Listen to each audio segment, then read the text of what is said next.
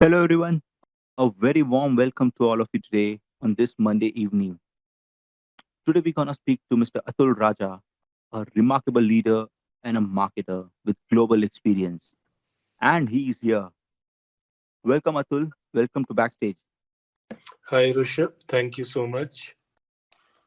Well, as we speak, more and more people are joining us to listen to you live.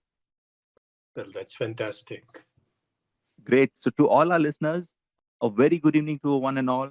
Welcome to our very own startup and career show. And I'm Rishabh Mehta tuning in from Team Backstage. Atul is going to talk about the rising importance of marketing in a post COVID world. Indeed, a very, very interesting topic. Atul, Atul spearheads the marketing activities of Vadwani Foundation globally. His career has been replicated with launching and managing leading FMCG brands like Airtel, Royal Challenge, Matisse, Tata Indicom, Videocon, Sensui, and Kenwood. He's got over 25 years of experience working across different organizations like Bharti Airtel, Tata Teleservices, Shaw Wallace, Videocon, Bennett, Bicon, and Daewoo. He's honed his marketing and managerial skills from Wharton Business School, University of Pennsylvania, Marcus Evans London, ISB Hyderabad, IIM Bangalore, and Tata Management Training Center Pune. Well, Atul, so glad to have you on Backstage today, and I'm sure students are going to learn a lot while interacting with you. Thank you again, Rishabh.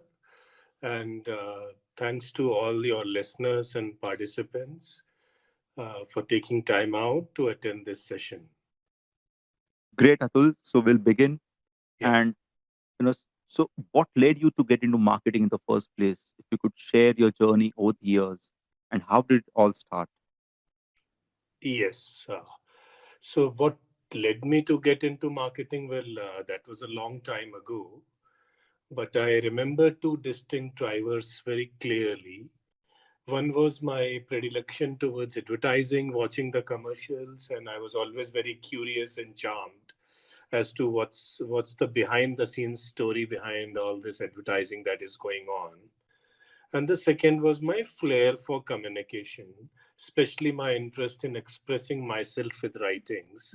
So these two things combined together, generated some kind of an interest in marketing, and I wanted to pursue that as a career. And since then, it's been a very long journey since then. It all started with the Times of India almost 3 decades back when I walked into the organization as a management trainee. In fact, that was my induction into the world of business and more Mhm. importantly, into the world of marketing.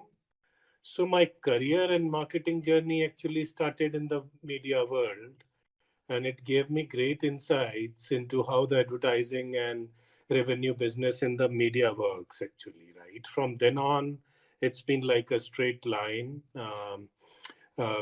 Working my way through assiduously through higher echelons of marketing, learning the ropes along the way, spending the past decade in leadership positions, and building, nurturing, and sustaining a plethora of brands. So, that in a nutshell is the journey, Rishabh. So Atul, that's an interesting thing. You mentioned it's a straight line, but if I were to, plot it on a chart, I would, Yeah, it would appear as a one step ahead every time that you made certain moves, right? And you've yeah. launched so many different brands across industries. So, Atul, if you could talk about the challenges, the learnings that you could share, since Right, you've done across different industries, right? And you've seen how this industry evolve over these years. right. Yeah. Uh, so, yes, you're right. It hasn't been a straight line as far as your question is concerned, but, marketing, it has been a straight line. And I have been a firm believer throughout my career that marketing is sector agnostic, right? Hmm. And I still feel that employers who insist on hiring marketing resources, saying whether you have experience in my industry or you don't have that experience, I think they're committing a mistake because marketing is all about getting a fresh line of thinking, getting fresh eyeballs, and coming up with something out of the box. So, coming back to your question, Yes, working across different sectors is not easy. It's in fact, a very uncomfortable decision to make. But then the brighter side is that different organizations and different sectors provide very diverse learnings, right? And my Mhm. movements from media to consumer electronics to automobiles to infrastructure to telecom are testimony to this, where different industry sectors and different organizations have provided very diverse learnings, and that has also taught me that the learning curve is never complete, right? No matter how much you think you're becoming a boss of one particular topic, but then the realities on the ground is always different. There is always scope to learn more and more. So it's been a very checkered but very learning oriented journey in that sense. And two benefits or two learnings that coming back to your question, that I have experienced and I can highlight for your benefit. Mm. One is, that a cross industrial experience covers both brand management and product management, very closely intertwined together as part of a marketing profile. This, I feel, is absolutely essential for any marketer to progress to leadership positions, right? Because marketing is not just about spending the advertising and promotional dollars. It's also about taking, revenue objectives. So that is one thing that I would like to highlight here. And the second thing is, when you move across industries, you invariably come across, and you handle multiple brand launches, and the brand launch experience in marketing is the ultimate learning experience. It's covering the entire gamut of activities across the marketing value chain. You could start from creating a brand to creating brand awareness to sustaining the brand to working upon long term objectives like attaining market leadership. So it's a very comprehensive and a brand launch experience actually covers the marketing horizon across numerous activities. Mm. So Atul, you mentioned about brand launches, and you have launched so many brands, be it in telecom, be it even anything television as well, right? Yeah, With Videocon, Sansui. So, yeah. what goes into brand building? If you can throw some light on that. Yeah, so one needs to understand that brand building is a painstaking and a never ending journey, right? Mm. So, in essence, it's a step by step process that involves multiple actionables, numerous activities. But to make it simple and for the benefit of your listeners, I can actually bucket them into three categories. And the first of those categories is brand diagnostics, which essentially is a brand discovery. You understand thoroughly what is the external and internal ecosystem of the brand. And I actually have always tried to do that through four very basic questions.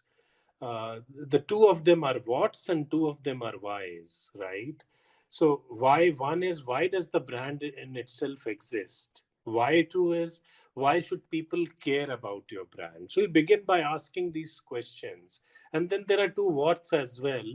What differentiates your brand from others, and what problem does the brand seek to solve, right?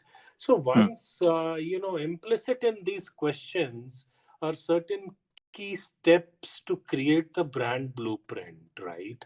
And there are certain elements that you will undertake and understand to create the blueprint.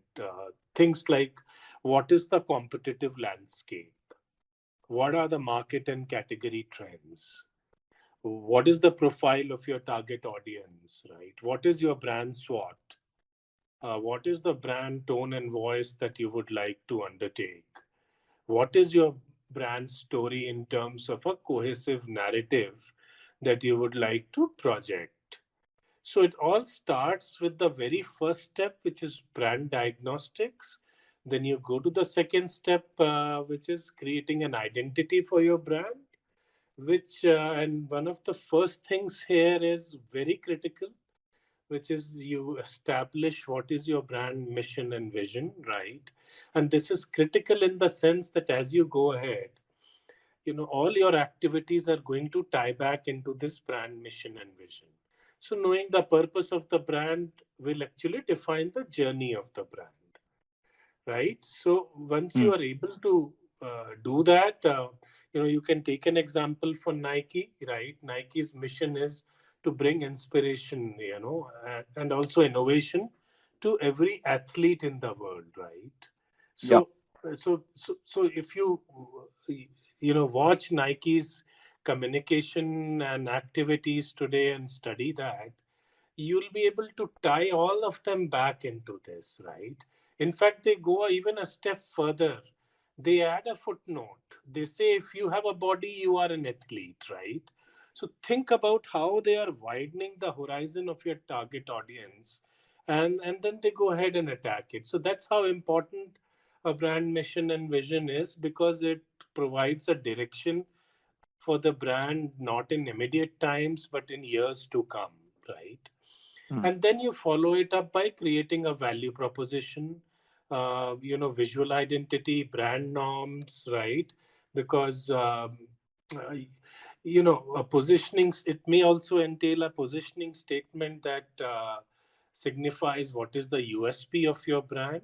So in essence, what I am trying to tell you is that it starts with brand diagnostics, which is a brand blueprint and a brand discovery journey. Then it starts with creating the brand tenets, brand norms, brand vision, and mission, which becomes the identity of the brand. And then you follow it up with the third and the final step, which is the go-to-market or the brand marketing strategy, right? Hmm. So when you make a brand marketing strategy, it is essentially a go-to-marketing strategy. It entails things like your media mix, like your communication fine tuning, your creative development, your budget creation, the roadmap of your budget utilization, your digital and content strategy, and things like that, which is mainly taking things to the last mile and trying to create a connect with the actual beneficiaries or the actual consumers. So these three steps, Rishabh, are I feel very critical and very integral, in fact, to the brand development process. Well, Atul, I think you've illustrated in a very very simple way, and I'm sure these three things are for the students who are listening us live. It's like a textbook experience that you're providing it to them, right? Sure. Stepwise to learn. So that's a very interesting thing. But having said that, Atul, any specific challenges that you can share about the brands that you have launched, right? Any specific challenges when it came to spreading out the message that you went across Yes. that you faced over the years? So I was actually trying to, somewhere before in my conversation, I mentioned to you is that changing sectors is not very Hmm. comfortable decision to do, because you learn all the way, and sometimes when it comes to industry learnings, you need to start from scratch. So tying up your question with this very fact. Um, so I was the national product manager years back for a brand called Royal Challenge, right? Hmm. It is an iconic brand in the liquor and beverage industry, right? And it used to be a market leader in the premium liquor segment at that point of time. But being a product manager, there was in a liquor industry, there was severe constraints. You were not able to communicate about the liquor brand in the mass media due to government restrictions, right? Hmm. Hmm. So that became a great challenge. So one of the great learnings that happened, because I was in that industry at that time, was launching. How do you conceptualize and launch a surrogate brand, right? Hmm. So we worked around that challenge, and we took up golf as a property, and golf accessories as the cornerstone for launching Royal Challenge Golf and Accessories as a surrogate brand for Royal Challenge. And we actually went up to Dubai and shot at the Dubai golf course and things like that. But then it was a big challenge, and to launch a surrogate, it starts with evaluating like which is the best fit. It needs to fit the, there needs to be a very strong brand fit for the surrogate, right? So you start from that debate, deliberate, and then you open up a different line of business simply because you need to communicate on your core brand in a tangential or an oblique manner. So that was a great challenge, and but the brand fit was so tightly knitted that I am pleasantly surprised. That I see communication about whenever I travel. I see communication about RC golf Mm. and accessories still existing. So it has stood the test of time. So that just goes to show if there is a strong brand fit, it will stand the organization in good stead, and it will stand the brand, on a long-term sustainable basis. Interesting, pretty interesting, Atul, on this, because that is very, very true, and it still in the minds of so many consumers, it still stays as it is. So I think kudos to you, how you pulled this off many, many years back. Yeah. So, Atul, moving on, with the topic that we have, right? Yeah. And any shift in the consumer behavior that you have seen post the pandemic, and how has marketing changed in this new world, if you were to say? Yes. So, you know, to answer your question, I will talk specifically with respect to changing consumer behaviors with respect to marketing, right? As the Mm, pandemic has transformed almost all elements of our daily lives, right? So the topic is extremely broad, but I would like to talk about very relevant aspects to marketing itself, right? So just like there is a new future of work, I feel there is a new future of marketing in a mm, post pandemic scenario, which signifies a fundamental change, possibly forever, in the way we will approach marketing to meet similar objectives of whatever we set out to do in terms of brand awareness, lead generation, consumer promotions, creating consumer bonding, and things like that, to ultimately grow and scale the business. And this fundamental change is reflected in the most obvious transformation towards a digital first and a mobile first approach to marketing, right? mm, So that's point number one. Point number two is I'm seeing a surge in e-commerce, right? And I feel that means a lot to marketing, and it changes marketing dynamics to a great extent. It is worth noting that a significant portion of the population, including India, has used e-commerce for the very first time during the pandemic, mm, right? So this is extremely significant, right? And it is significant because the Indian e-commerce market is, it has already exploded, and analysts are predicting exponential growth from here on. Like from today to 2025, it will be more than double. That's what the predictions are for the e-commerce market, right? So much of one is there has been a surge in e-commerce. The other is there has been a surge or an increase in internet and smartphone penetration as well, mm, right? And contrary to popular belief, a large chunk of this internet penetration surge has not just into urban areas, but it is also percolated down into rural areas now, right? So this, I think, is a very significant development for marketeers, for marketing, and for marketing strategy, right? I'll come to that. mm, Um, the third thing is, in an increasingly digital world, behavioral changes will no longer be linear, right? They will continuously keep fluctuating. And as you call as the brand loyalty or the customer stickiness mm. will keep on becoming a big issue. The marketeers and the marketing machinery in different organizations will continuously to be on their toes now, right? A couple of more things. I feel the absence of touch and feel and will automatically lead to uh, preference for trusted brands, right? Hmm. Because in the mindset and the consumer notion, somewhere down the line, there will be a better comfort level. And finally, a plethora of choices, like if I was to buy a TV for my household and I just go and Google and I say Diwali offers on, TV brands, and I get such so many choices that I cannot decide. If I walk into one showroom or two showrooms or three showrooms, I will never get so many choices. So such a plethora of choices will facilitate, a discretionary spending.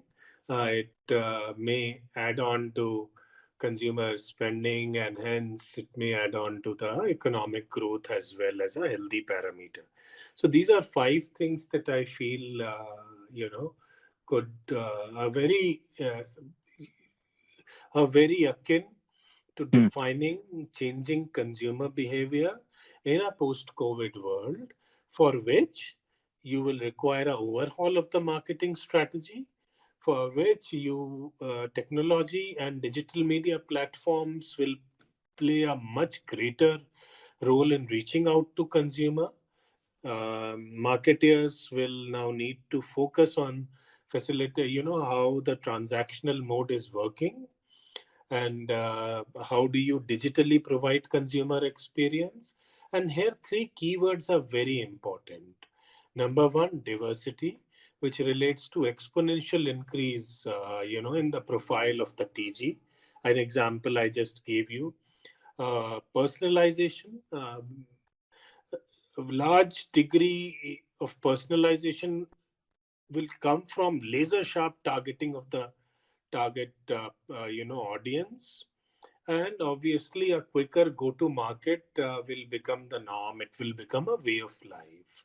So this is how I feel consumer behavior will shape up, and this is how it will define marketing in times to come. I think very well illustrated, Atul, on this. So picking on what you mentioned. How do brands stay relevant now, right? When so many industries are being reshuffled in this world, and you mentioned being mobile first generation, right? So many brands, new brands are coming across as well. So what Yeah. about the existing brands? How do they keep on reinventing? Yeah. So, when we talk about a post COVID world, we have to keep one constant. It is such a big constant today that if you repeat it, it becomes a, it looks like it is sparse. So basically, in this new digital age, existing brands, as you are saying, they must recognize their strengths, right? Hmm. Which allowed them to be where they are today. And then they should build upon those strengths and perhaps reinvent some of those to be more in line with the digital future, right? So, in essence, for brands to be relevant in our digital world, a digital branding strategy becomes paramount, right? So, when you talk about a digital branding strategy, certain key tenets every marketer should keep in mind. Number one, it's all about data, data, and data, Hmm. right? Individual personalization and presumably better consumer experience through the use of tech-led marketing automation will be the order of the day, right?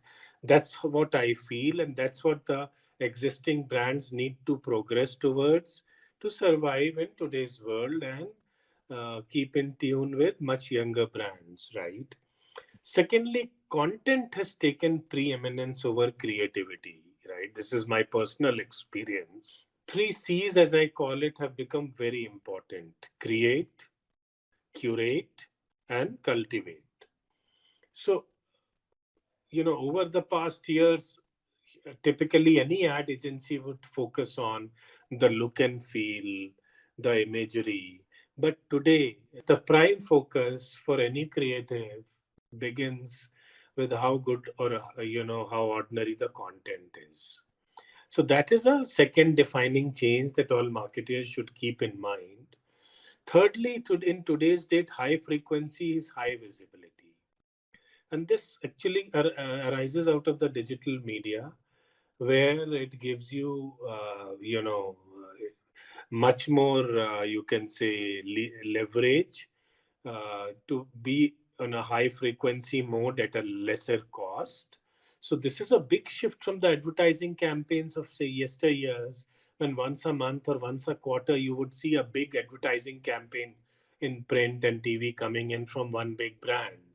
Hmm. I think that's all over now. And today we are actually in a situation where we will need to have a content and creative factory that delivers almost daily, right? And, you know, once the pandemic struck, and this is something that I noticed, and brands have done very successfully, some of them, is how do you align your brand with the current issues? Hmm. you know so that's how, this is the new way of creating more and more engagement. I just remember that commercial from Coke. It was called the Human Race, you know and it just hit the social media platforms shortly after the pandemic struck, maybe few months after that. And it was a the Human Race was an inspiration AV that talked about something that was the hot issue of the times, and it really cut an emotional chord with all the people. And it said things like, for every act of selfishness there are thousands of selfless ones. For every Hmm. school that closes, more classrooms are open. For every barrier that is set up, there are boundaries that are torn down. And then it actually ends the commercial by saying, thank you for filling the glass with kindness and hope, right? Hmm. So this is and it had an electric effect, right? Coke could have easily talked about how it has reduced the sugar content, and it could have easily shown some celebrity endorsers that they have on their portfolio. But this is a unique way to actually create long standing and long service consumer bonding, right? So this becomes very important in the digital age. And finally, one more thing that comes to my mind is that the data shows that as choices and as channels increase and mushroom in this digital age, brand trustworthiness is more important to consumers than ever before, right? Hmm. So consumers need to see you walk the talk. I mean, it's plain and simple, right? Rather than indulge in jargons and have verbose. And so the more and more testimonial led or fact led campaigns that you do in a world where the physical touch scenario has reduced significantly, and perhaps will never go back to the old era again. In that scenario, I think walk the talk and showing consumers that you mean what you say is absolutely important.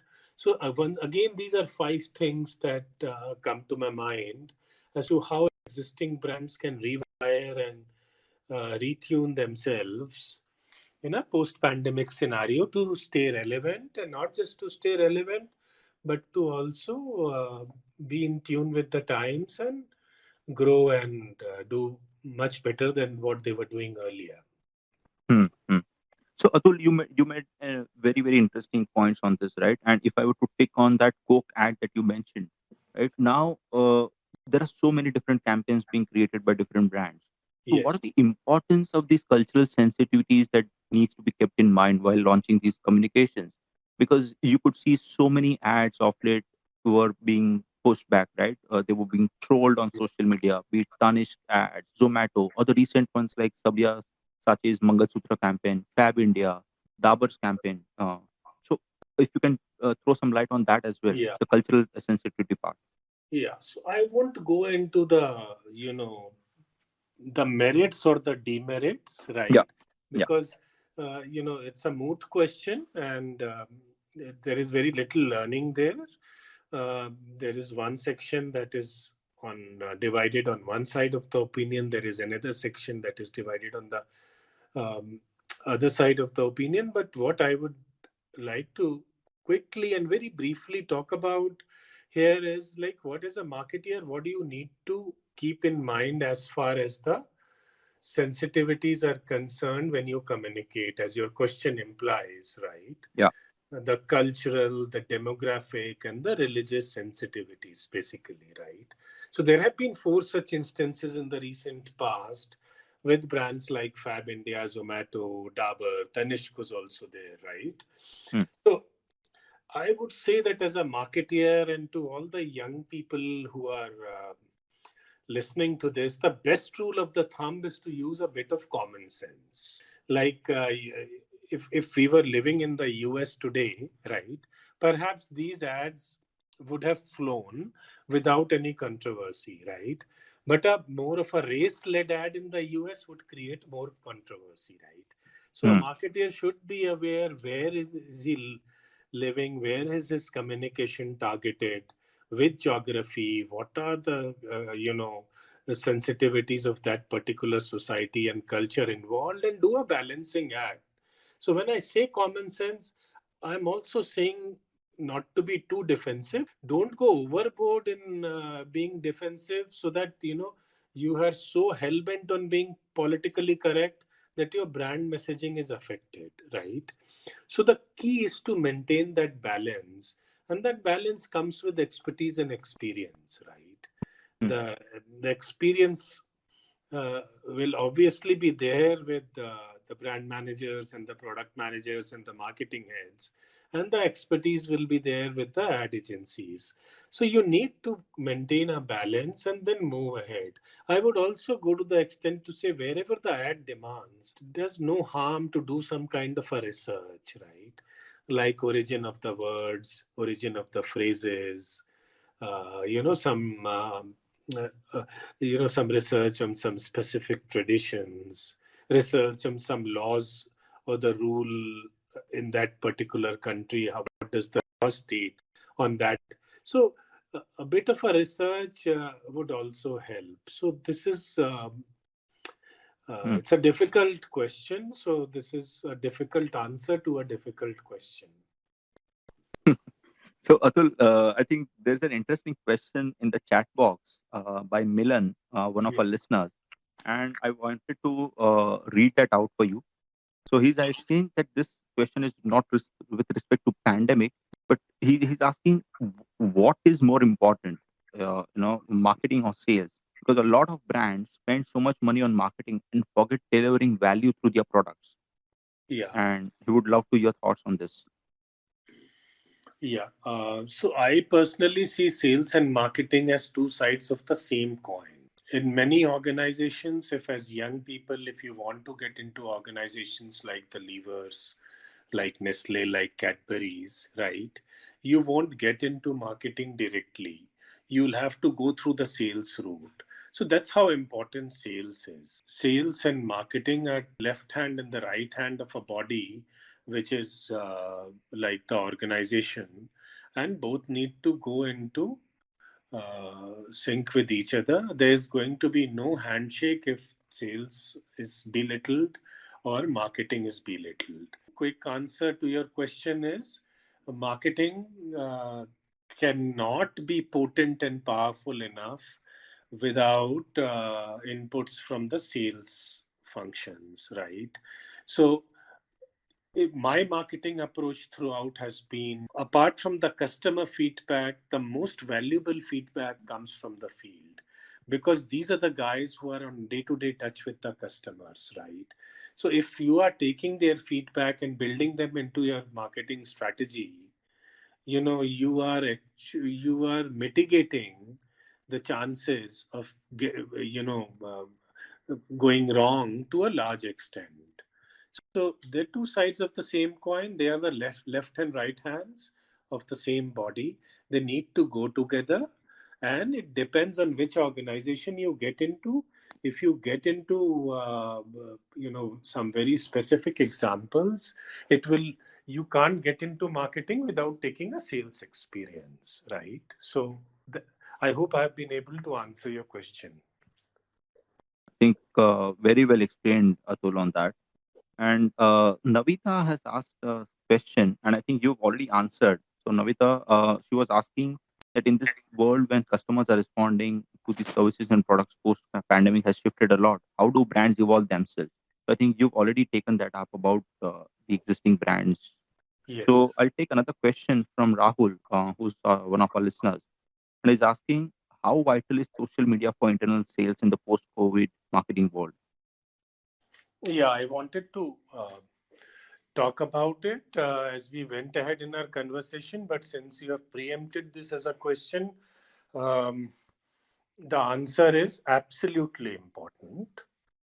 Uh, Hmm, it is going to be one of the most critical cog in the communication wheel for any marketing team.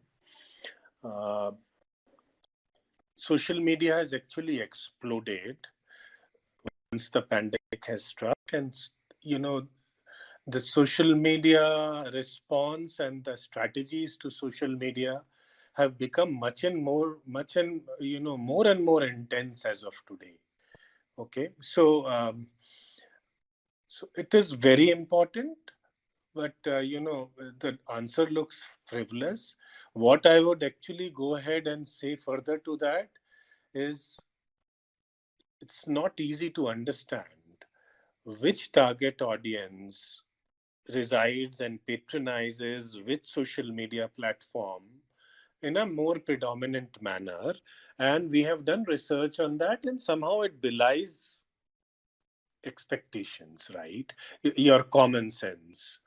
Like in my profile, one of the target audiences are students who, from not such higher strata of society, from the lower income group, and they are children of blue collar workers, basically. hmm, So we do something with them, and we were always thinking that these are the Facebook kind of guys, and these are the platforms. But once we did the research and once we asked them, and it is coming from the horse's mouth, we realized to our surprise that most of them patronize Instagram as their top medium, hmm, right? So till the time you don't know that, your marketing strategy needs to will go wrong, and you might focus your energies, your resources, and your bandwidth on a wrong platform and hence a wrong audience. So to answer the question in a nutshell, social media is extremely important, but like everything else, the social media landscape is changing very fast. So you have to be constantly aware of the fact which platform, whether it is LinkedIn, Facebook, Insta, or YouTube, where does your target audience lie, and then you can strategize and how to target them. hmm, hmm. Interesting. So, Atul, there is a different perspective that Udit has asked. He's asking a different question here. He's asking, Mhm. how is marketing any different in a non-profit sector? And what are the factors that you evaluate while doing any marketing in a non-profit setup? I actually wrote an article, I think, in Business World very recently, as about the key tenets of marketing in the not-for-profit sector. There are multiple things that there is no competition in this sector. Partnerships become very important in the not-for-profit sector. Competition is non-existent, right? Communication is focused on your beneficiaries. In this case, the customers are the beneficiaries. So when you are actually doing some marketing in the not-for-profit sector, it is more about validation, testimonials. It's more about how it's more about how these people are being impacted through your efforts in a positive manner. So that's what creates the emotional connect. That's what, it's not applicable to us, but in the not for profit world, that's what actually gets the funding dollars.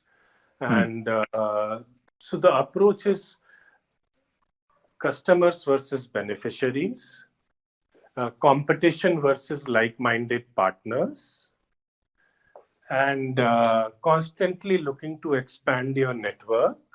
while other organizations would, you can say, evaluate you vis-a-vis the revenue that you generate. In this, you are evaluated vis-a-vis the impact that you create. Hmm. I think very well illustrated the differences, Atul. So there is Yeah. another interesting question. I think our listeners are very interactive and they're posing some nice questions. And Mahikshit has asked another nice question, Atul, and he's asking Yeah. about technology or the solutions that helps in consolidating and moving quicker. But at the same time, is also freeing up marketing resources. So how this trend of doing more with less is set to continue post-COVID arena? When it comes with more with less, I don't know if it is the right trend that is being mentioned, right? Because in a post-COVID world, I feel that the resources, more and more resources would be pumped in, and the trend has already started, right? But what will happen is, let me answer that question a bit differently. With the increasing use of technology, uh, you know, your focus on the target audience and the customer that you want to reach will be laser sharp. It will avoid a lot of duplication and a lot of wastage factor. So, in effect, it will stretch the value of the marketing spend and the value of the your marketing and advertising budgets. uh, it will stretch that value so that from the same budgets available, you are able to conduct and reach to many more people. That's what technology is going to do. And that's what technology does. It allows you to scale up, and it allows you to scale up very fast, right? Um, Secondly, as we are looking into more of a digital world, the marketing automation is becoming absolutely important, right? So, and digital advertising by its very nature is much more cost effective, right? Hmm. So I was reading somewhere that you can reach many more customers at 60% of the cost, right? You can reach, I think, three times more customers at 60% of the cost, because the very concept of digital advertising is that it allows you to pause, to take a breath, to evaluate where how is their progress going, if you are going on the right track, or if you don't feel you're going on the right track, it allows you to pause and take corrective measure, and then restart the campaign all over again. So one is basically the very digital media itself.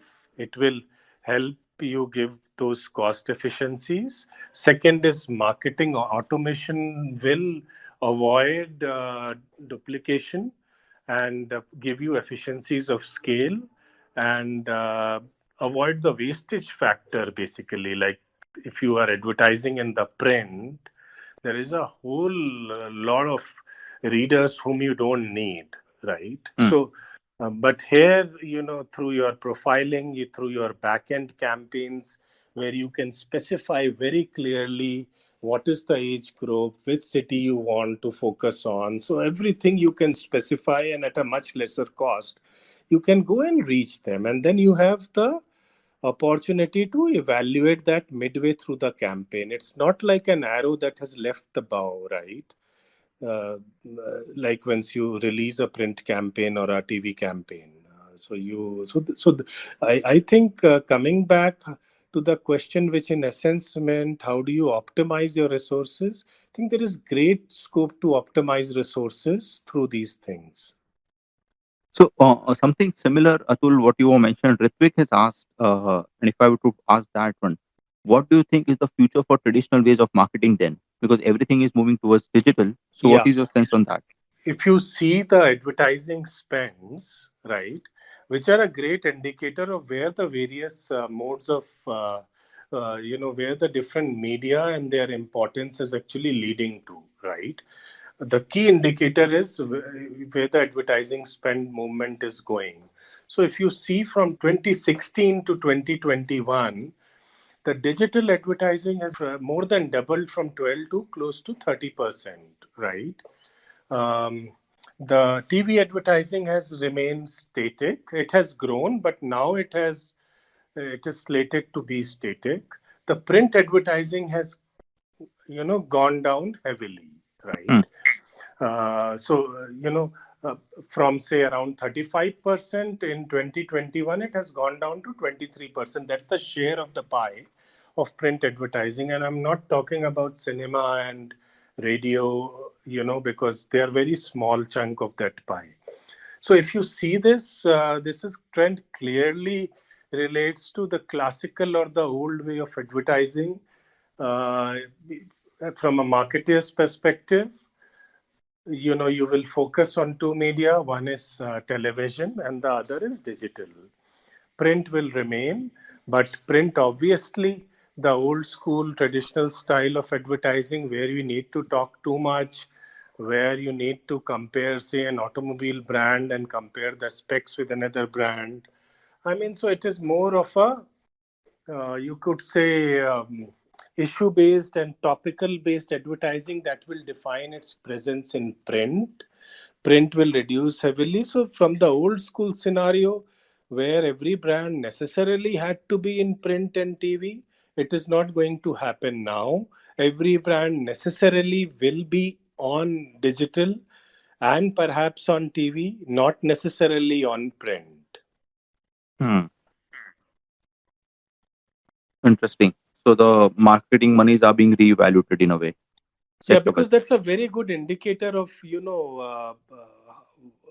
where which media is losing importance and where which media is gaining prominence, and the yardstick comes from the advertising budgets. Hmm. Hmm. True. True. So, Atul, on that, if you were to move forward, Hmm. Radha has asked this question that with the pandemic, right, how things have changed. What about jobs in sales and marketing for freshers?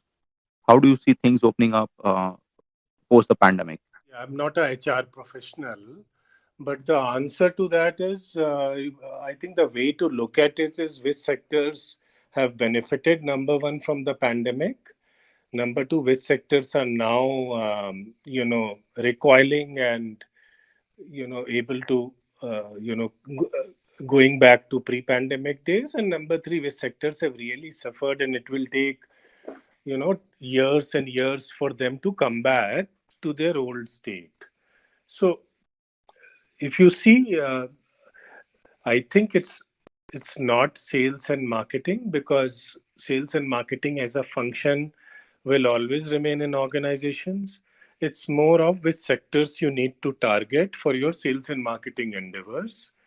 I feel e-commerce, edtech, health and health tech, these are sectors that are booming now, and you know, if you need to get into sales and marketing, and these sectors are also littered with startups, there's lots of opportunities there.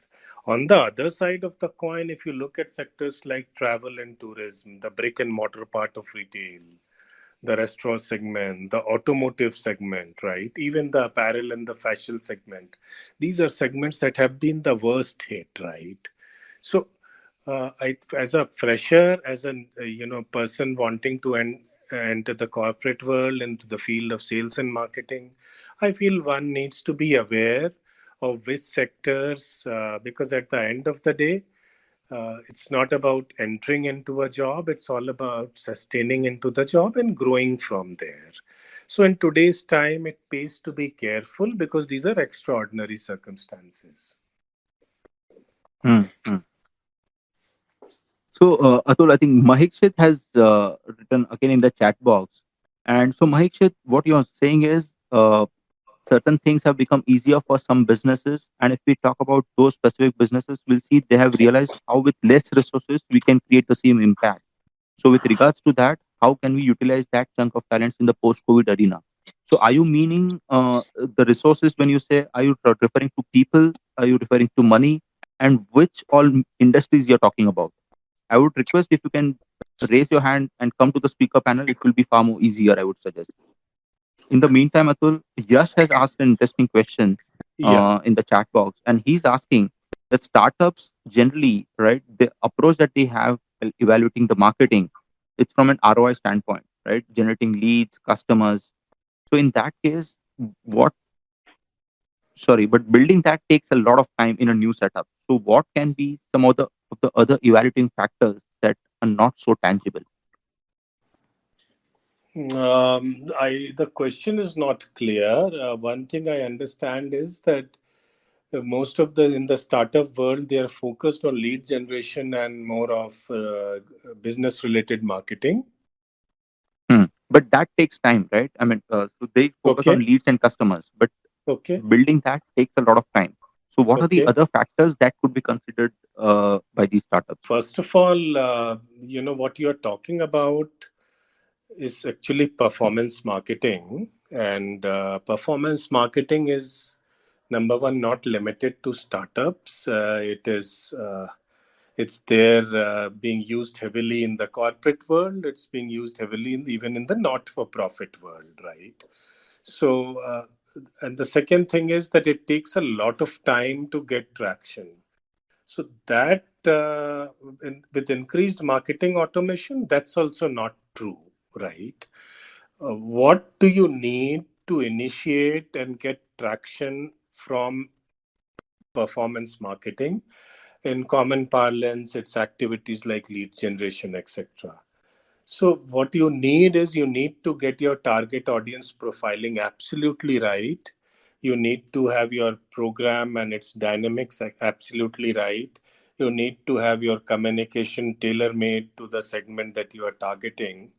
And then you need to know which media to target for what kind of a program and what kind of leads you're looking at. If you have these basics ready, which any organization looking into lead gen and performance marketing does, so it's not a time consuming job. You need to start. It's a time consuming job to scale up. So it doesn't make sense to say that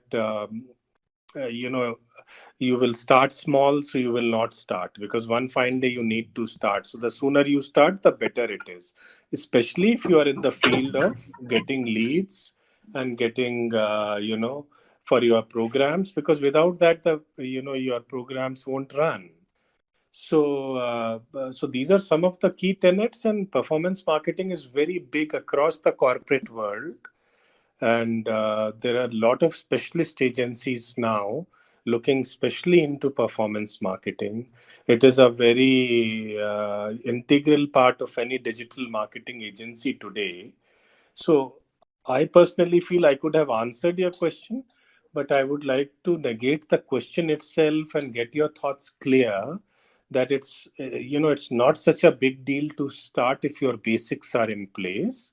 And number two, it's if that is the objective, then you should start ASAP because it takes time. If today, this month, you're targeting 100 leads, then only you can think of 200 leads the next month. Thank you, Atul, for that.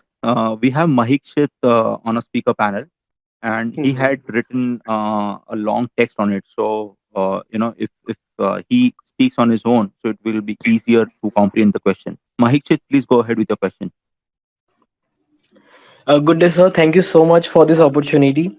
And I would like to, first of all, mention a lot about Atul, sir. I have really learned a lot as how he speaks, how he answers is really overwhelming. So I have learned a lot in that. Secondly, what I have asked to you, sir, like we were just looking at the scenario past 2 years where we were just looking at those resources which are meant to be used, but the thing is we don't have that much either the money aspect or probably things were locked down everywhere in the pandemic, so we were very much in a lockdown position. We were not about to think that what to do, how to utilize these resources, how to connect to the people who are way ahead in that scenario. So I would wanted to know from your perspective that how the things would be now onwards, like when the things would be fine, companies would be opening. So how to tackle with those situations? Like as we have seen the situation where we were using less resources, we were optimizing things, but then again we were like making sure that it creates that impact which we are looking for.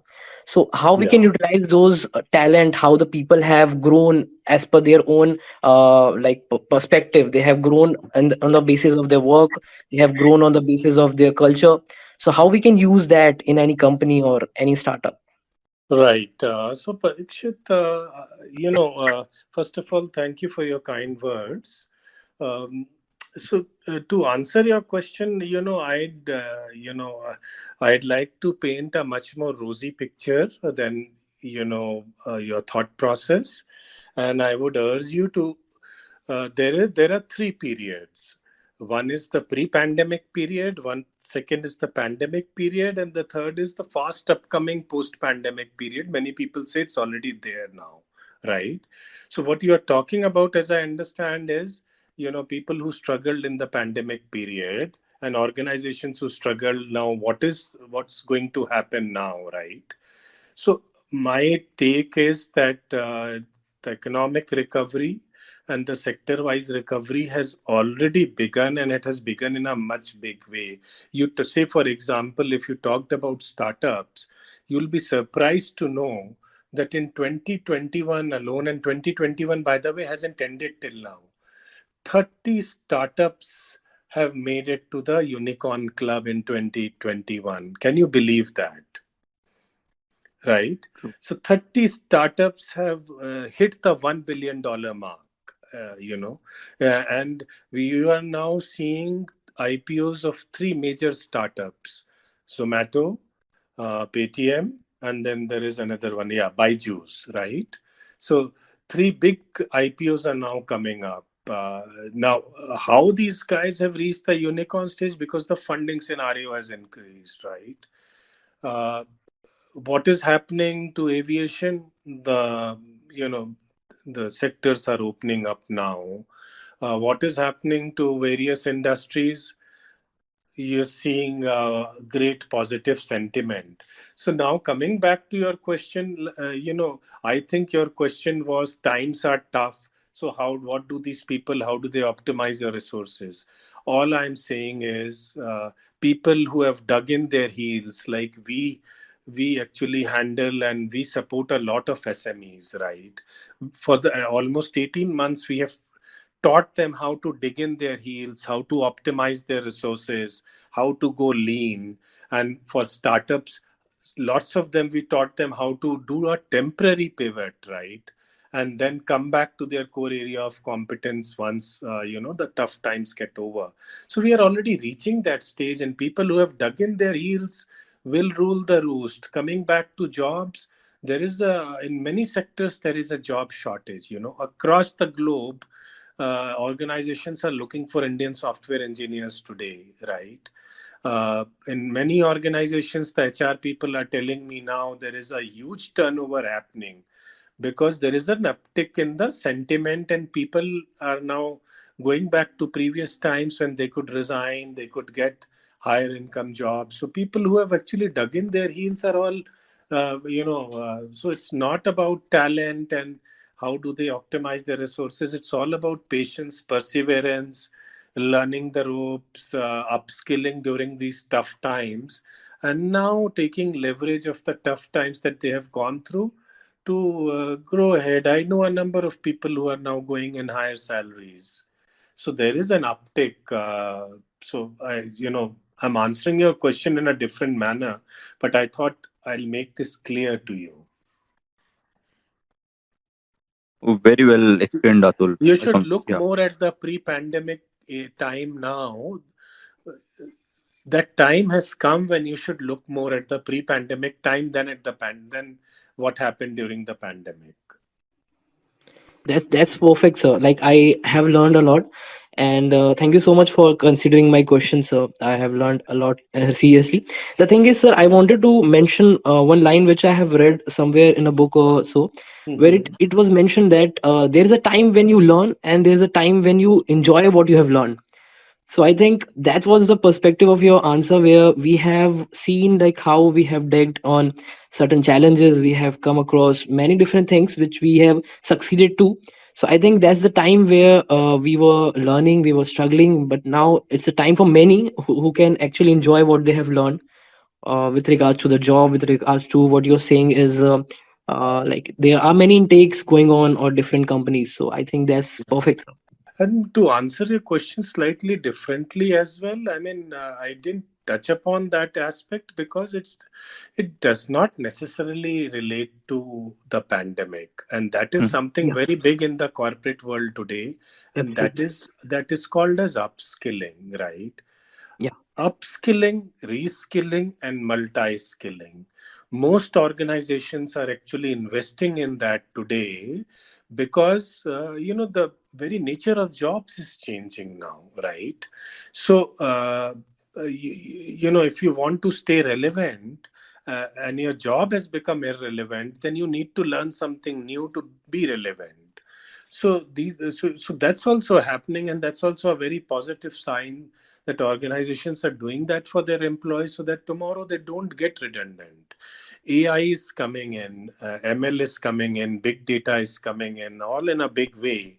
And there will be lots of jobs that will become redundant, right? So, and many organizations are also upskilling people on what we call as employability or soft skills, teamwork, communication. So there are lots of positives happening where people can now go back to offices and look back at the difficult times, and they will be in a position to appreciate the present in a much better way, I feel. True, true, Atul. I think very well explained and illustrated. I had asked you for 1 hour of your time, Atul, and so before you leave, one last advice, if you could share with so many students who are listening us live today. So this is not marketing related, but I'm sure many of the listeners today will be now getting into the corporate world, right? And getting into a working mode. Just two things come to my mind, which is not an advice, but they are just suggestions. One, I would like to say it has been said before also, but it's absolutely important. That is that there are no shortcuts, right? Going through the grind will help you become a much better professional.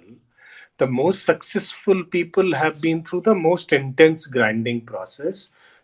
Take no shortcuts. Go into the working mode in the corporate world with the mindset that you need to go through the grind.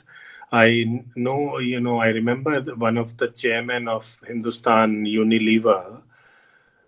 He started his career by selling soaps and shampoos, going on bullock carts to shops in rural India.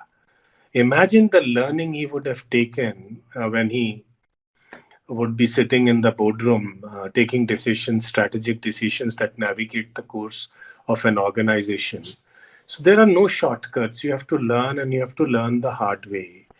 And the second thing is the learning curve is never complete. I mean, the faster all of you understand, the better it is. Learn, learn, and learn. And the best way to do that is to keep asking questions wherever you are.